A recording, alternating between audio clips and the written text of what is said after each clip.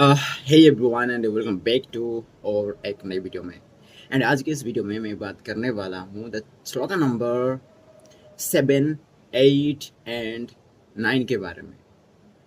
Okay, हर video की तरह आज इस वीडियो में भी मैं जो पिछले दिन जो रीड किया था उसके बारे में भी थोड़ी बातचीत किया जाएगा और करूँगा भी, क्योंकि वो आपको जो नई नई आएंगे ना, जो नया व्यूअर्स, उनके लिए भी फायदेमंद होगा कि पिछले दिन क्या पढ़ा गया था, मतलब पढ़े थे मैं पढ़ा था एंड आज क्या पढ़ने वाला हूँ।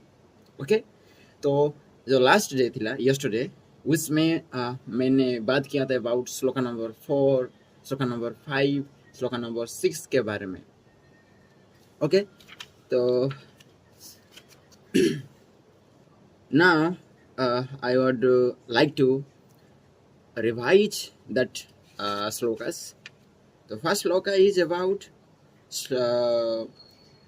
four श्लोका, that is जिस विषय रिक्त व्यक्ति को फलक खोलने बंद करने जैसे सहज कर्म में ही आलस्य होता है, उसके जैसा सुखी कौन होगा। अर्थात जो विषयों में प्रवृत्ति नहीं है वही इस संसार में सुखी है। ओके, जैसे जो ये पलक हम झपकाते हैं ना, वो हमारे हाथ में नहीं है, लेकिन वो बहुत इजी है। इसी तरह का जो अगर हमें काम मिलेगा तो हमें आलस्य भी नहीं होगी, वो अच्छे सुखी से रह सकेगा। अगर तुम काम करोगे तो उसके बारे में सोचोगे, सोचने में एनर्जी लगे, काम करोगे, कर्म करोगे तो बहुत दुख तो आएगा जरूर। कर्म करोगे तो कर्म का मतलब दुख। ओके, नेक्स्ट आता है श्लोका नंबर 5 के बारे में। श्लोका नंबर 5 क्या कहता है, दैट इज मैंने यह किया, यह नहीं किया जैसा कर्म दंडों से जो मुक्त हो जाता है, उसे चार पुरुषार्थ से भी कोई अपेक्षा नहीं रहती। वो पूर्ण रूप से निष्काम व निरपेक्ष हो जाता है। जो हम लोग क्या करते हैं, जो इंसान होता है, जो नॉर्मल इंसान होता है, वो क्या करता है कि भाई ये मैं काम आज नहीं किया हूँ, ये काम करना बाकी रह गया, ये काम करा होता तो एक मुझे आज ये मिला होता, ऐसा करता है, ऐसे धंधों में पड़ता है। लेकिन जो इंसान इस धंधों में नहीं पड़ना, निष्काम होता है, काम से निष्काम, रिटायर, इस सब को त्याग देता है, वो निरपेक्ष बन जाता है और सुखी रहता है। ओके, नेक्स्ट आता है श्लोका नंबर 6 के बारे में। श्लोका नंबर 6 क्या कहती है? श्लोका नंबर 6 ये कहती है, दैट इज जो सभी विषयों से विरक्त हो जाता है वो विषयोदोषी होता है। जो विषयों में रमा रहता है वो विषय अनुरागी होता है, किंतु जो ना ग्रहण की इच्छा रखता है और ना त्याग की, वो ना विरक्त है ना रागी है। श्लोक नंबर 6 बहुत इंटरेस्टिंग चीज शेयर करती है, जैसे कि जो सभी विषयों में, जो सारी जो इस दुनिया में जो चीजें हैं उसी में आसक्ति रहता है, विरक्ति हो जाता है, मतलब उसमें वो लग जाता है, वो विषयोदोषी होता है। एंड जो विषयों में रमा रहता है वो विषयानुरागी होता है, मतलब विषय के प्रति उसका राग है, मतलब प्रेम है उसके प्रति। प्रेम मतलब जो ये वाला प्रेम नहीं है, प्योर वाला प्रेम नहीं, बंधन वाला प्रेम। किंतु जो ना ग्रहण की इच्छा रखता है ना त्याग की इच्छा रखता है, वो ना विरक्त है ना रागी है। मतलब ये स्लोगन नंबर सब कहता है, जो विषय से विरक्त होता है वो विषयदेशी कहलाता है। जो विषय में रमा जाता है या रमा रहता है उसे हम विषयानुरागी कहते हैं। लेकिन जो इंसान इसका ग्रहण करने का इच्छा रखता है या त्याग करने का इच्छा रखता है, इसे तो हम जान लिए, लेकिन जो नहीं रखता है वो ना विरक्त है ना रागी है। ओके, ये था जो मैंने यस्टरडे मैंने इसे रीड किया था, एंड आज हम पढ़ने वाले हैं इसके बाद लास्ट पश्चात इसके आफ्टर, मतलब श्लोक नंबर 6 के बाद 7 हम आज रीड करने वाले हैं। तो श्लोक नंबर 7, 8 एंड 9 के बारे में। तो श्लोक नंबर 7 ये कहता है, हेयो पदे योता तावत् संसारो बीट पांकुरः स्पृहा जीविति यवद वै निर्विचारद ससंफादम। और सामान्य अर्थ की बात करूँ इस श्लोक की, दैट इज जब तक व्यक्ति में उपयोगी और अनुपयोगी की विचारधारा बनी रहती है, तब तक वो वासना सख्त रहता है। यह वासना का ग्रहण त्याग ही जिससे संसार रूपी वृक्ष अंकुरित होता है। ओके, एंड विशेष विवेचना की बात किया जाए कि दैट इज जो सत्य और भ्रम में भेद ना कर सके वो विवेकहीन होता है, और इसकी संकीर्ण सोच होती है। वह हर समय लाभ हानि का विचार करता है और स्वार्थ सिद्धि में कुछ भी कर्म अपकर्म करने को तैयार रहता है। कामनाओं के अंतहीन इच्छा जाल में फंसा वह ग्रहण त्याग उपयोगी अनुपयोगी के गणित में उलझा ही रहता है।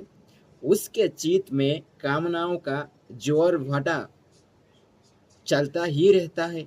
वह नहीं जानता कि विषया शक्ति से ही वह जगत रूपी वट वृक्ष के घने अंधेरे में भटक रहा है।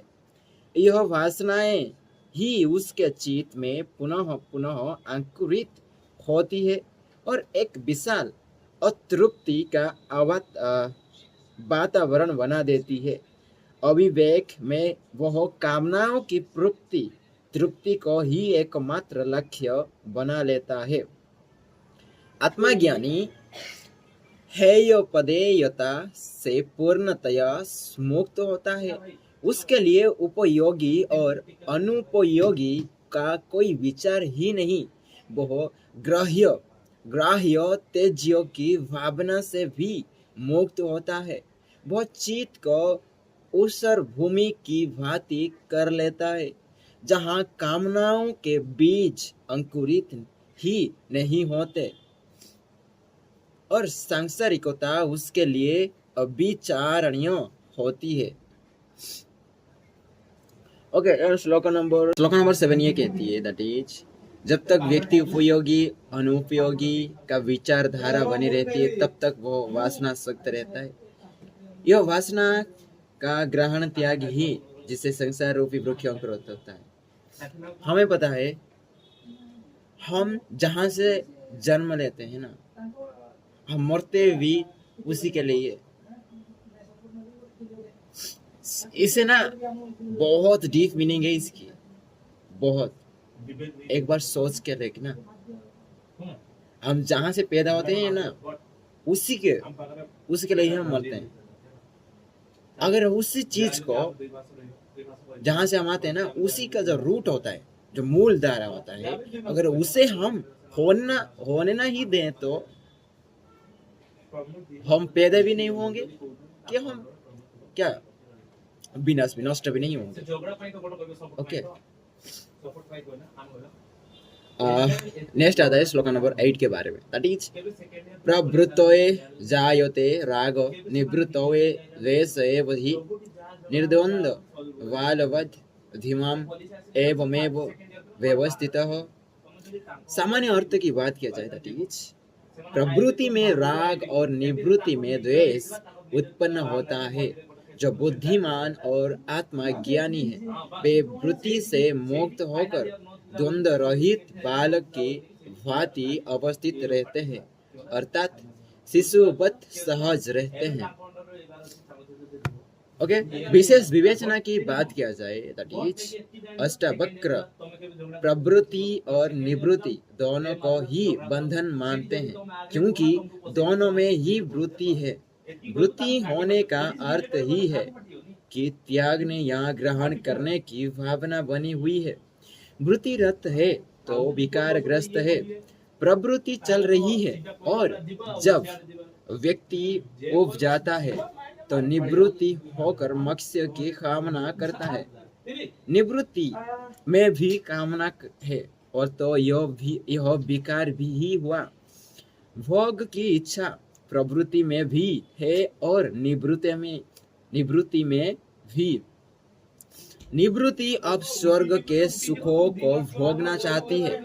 दोनों ही कामना से बंधी है। वो मन की वृत्तियां के कारण ही तो द्वंद्व ग्रस्त रहता है। आत्मज्ञानी वृत्ति मुक्त होता है। वो इस बालक की तरह सहज है जो निर्द्वंद वो निश्चिंत है। अष्टावक्र राजा जनक से कहते हैं, हे राजन, बुद्धिमान व्यक्ति ग्राह्य त्यज्य और प्रवृत्ति निवृत्ति से पूरी तरह मुक्त होता है और कामना रहित बालक ही भांति जिसे किसी प्रकार का द्वंद्व नहीं होता अवस्थित रहता है। वो शिशुवत सहज होता है और सभी प्रकार से निर्द्वंद निश्चित होता है। ओके, ये था shloka number 8 and shloka number 8 that is वो जो मैसेज साउंड्स देता है लाइक कि जो प्रकृति में राग और निवृत्ति में द्वेष उत्पन्न होता है। जो बुद्धिमान और आत्मज्ञानी है वो वृत्ति से मुक्त होता है। वो द्वंद्व रहित बालक की भांति अवस्थित रहते हैं और अर्थात शिशुवत सहज रहते हैं। मतलब शिशु की तरह आर्ट करते हैं जो ज्ञानी एंड सत्पुरुष होते हैं। प्रवृत्ति में राग नहीं रखते, निवृत्ति में द्वेष नहीं रखते। ओके, वो छोटा बच्चा की तरह अपने अपने अपने धुन में रहते हैं। ओके, एंड नेक्स्ट आते हैं श्लोका नंबर 9 दैट इज हा तू मिच्छति संसारम रागी दुख जिहासयो वीतराग ही निर्दुखम तस्मिन् अपि न खिद्यति। ओके, इस श्लोक की जो सामान्य अर्थ की मैं बात करूं दैट इज सांसारिक विषयों में राग रखने वाला उनका त्याग दुखों से बचने के लिए करता है, परंतु वीतरागी जो पूरी तरह राग मुक्त हो गया है वह दुख मुक्त होकर सांसारिक विषयों के बने रहने पर भी सभी खीनताओं से परे होता है।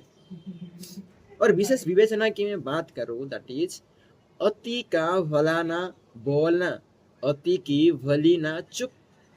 यह वाक्य अति के परिणामों का संकेत है।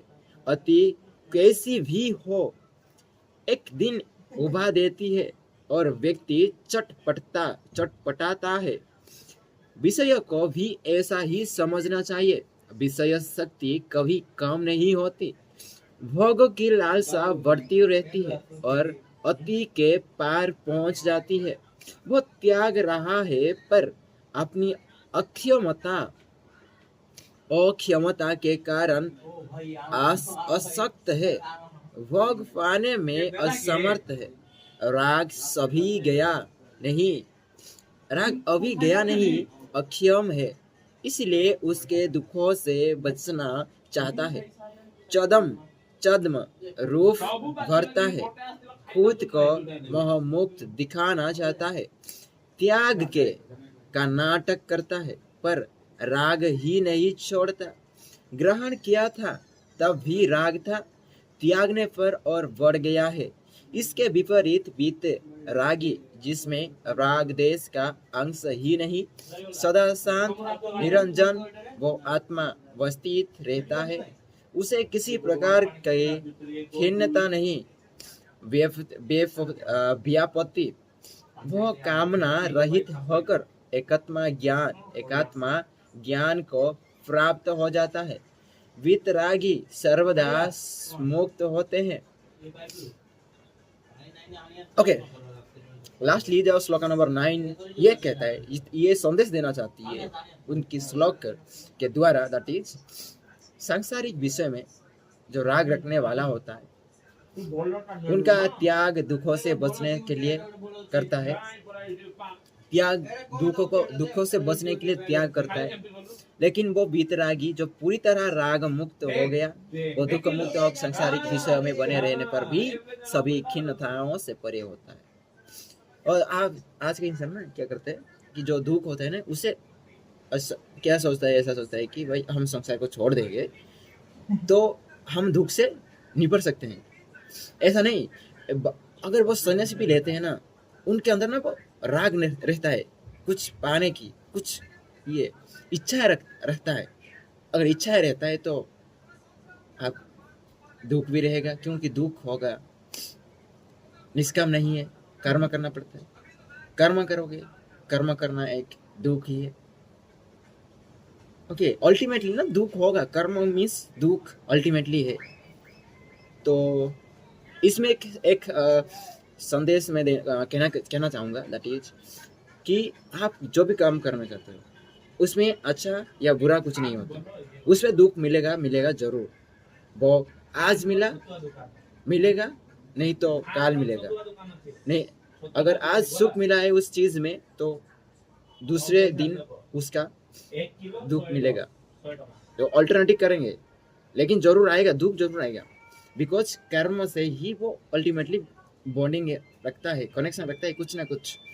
ओके, आज के लिए इतना ही, एंड मिलते हैं नेक्स्ट वीडियो में और नेक्स्ट श्लोक के साथ, लाइक श्लोक नंबर 10, श्लोक नंबर 11 एंड श्लोक नंबर,